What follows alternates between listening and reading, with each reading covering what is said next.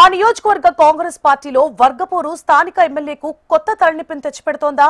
దశాబ్ద కాలం తర్వాత అధికారంలోకి వచ్చిన కాంగ్రెస్ పార్టీలో అసంతృప్తి సెగలు రాజేస్తున్నాయా? అధికారంలోకి వచ్చిన ఆనందం కంటే అంతర్గత కుమ్ములాటలే ఆ ఎమ్మెల్యేను కలవరపెడుతున్నాయా? నియోజకవర్గంలో గ్రూప్ రాజకీయాలకు ఆ సీనియర్ నాయకులే కారణమా? స్థానిక సంస్థల ఎన్నికల వేళ నివురుగప్పిన నిప్పులా ఉన్న వర్గపోరును ఆ ఎమ్మెల్యే ఎలా చల్లార్చనున్నారు? ఇంతకీ వర్గపోరుతో టెన్షన్ పడుతోన్న ఆ ఎమ్మెల్యే ఎవరు? Let's watch this special story.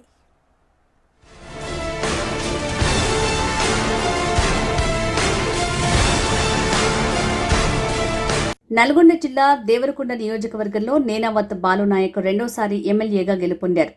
Congress party అధికారంలోకి రావటం ఆ పార్టీ శ్రేణుల్లో కొత్త ఉత్సాహాన్ని నింపింది. కానీ క్షేత్రస్థాయిలో మాత్రం పాత సమస్యలే కొత్త రూపంలో తిరగబడుతున్నాయట. ఈ చర్చ ఆ పార్టీ క్యాడర్లోనే జోరుగా వినిపిస్తోంది. ఎన్నికల సమయంలో తమను వాడుకుని అధికారం వచ్చాక లైట్ తీసుకుంటున్నారన్న విమర్శలు ఎమ్మెల్యేకు ఎదురవుతున్నాయి.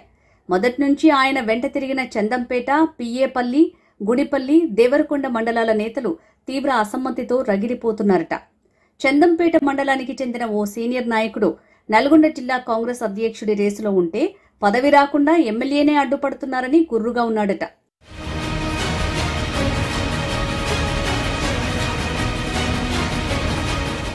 ఎమ్మెల్యే పార్టీ క్యాడర్ని అస్సలు పట్టించుకోవటం లేదని, ముఖ్య పనులు, అభివృద్ధి కార్యక్రమాల్లో తమకు ప్రాధాన్యత ఇవ్వడం లేదని కొందరు కార్యకర్తలు ఆగ్రహంగా ఉన్నట్టు సమాచారం. ఈ అంతర్గత సెగలకు నిదర్శనంగా కొంతమంది సొంత పార్టీ నేతలు ఏకంగా సోషల్ మీడియా వేదికగా ఎమ్మెల్యేను టార్గెట్ చేయడంతో రచ్చ మరింత పెరిగిందట.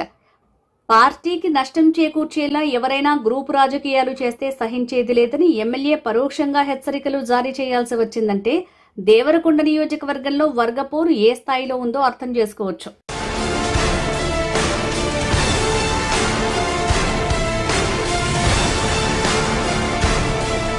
దేవరకొండ రాజకీయాలపై సీనియర్ కాంగ్రెస్ నేత కుందూరు జానారెడ్డికి మంచి పట్టుందన్న విషయం అందరికీ తెలిసిందే.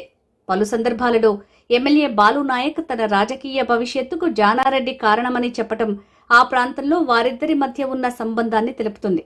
మరోవైపు శాసనమండలి చైర్మన్ గుత్తా సుఖేందర్ రెడ్డికి కూడా నియోజకవర్గంలో బలమైన అనుచరగణం ఉందన్న విషయం ప్రత్యేకంగా చెప్పనక్కర్లేదు. అయితే పార్టీని బలోపేతం చేస్తున్నామని సీనియర్లు చెప్తున్న తెర వెనుక వీరి వర్గాలు, అనుచరులే గ్రూపు రాజకీయాలను ప్రోత్సహిస్తున్నారని పార్టీ క్యాడర్లో గుసగుసలు వినిపిస్తున్నాయి.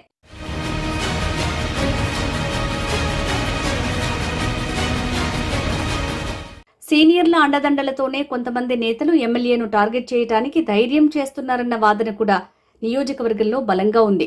ఇతర నేతల జోక్యం వల్లే వర్గపోరు పెరిగిపోతోందని ఎమ్మెల్యే కూడా భావిస్తున్నారట.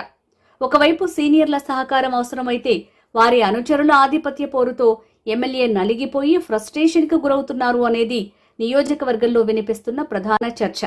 ఎస్టీ కోటాలో మంత్రి పదవి ఆశించిన బాలునాయక్ సామాజిక సమీకరణాల నేపథ్యంలో ఆశలు వదులుకొని ఇప్పుడు నియోజకవర్గంపై దృష్టి సారించారు. కానీ సొంత పార్టీ నేతల తీరు వల్ల ఆయన చేస్తున్న ప్రయత్నాలకు బ్రేకులు పడుతున్నాయన్న టాక్ వినిపిస్తోంది.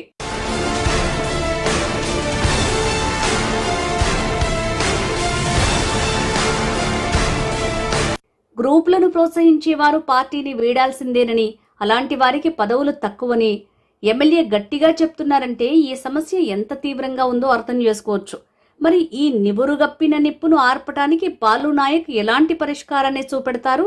సొంత పార్టీ నేతలను ఏ విధంగా తన దారిలోకి తెచ్చుకుని స్థానిక సంస్థల ఎన్నికల్లో కాంగ్రెస్ పార్టీ అభ్యర్థులను గెలుపు తీరాలకు తీసుకువస్తారనేది దేవరకొండ రాజకీయ వర్గాల్లో సర్వత్రా ఆసక్తి నెలకొంది.